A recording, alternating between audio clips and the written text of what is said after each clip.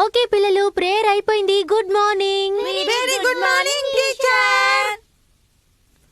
నేనీ షించాన్ ఎక్కడ కనిపించడే? కాసేపటికి ముందు ఇక్కడే ఉన్నాడు madam.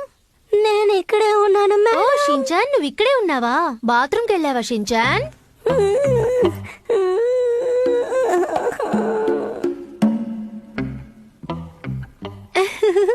Good morning Shinchan. Good morning.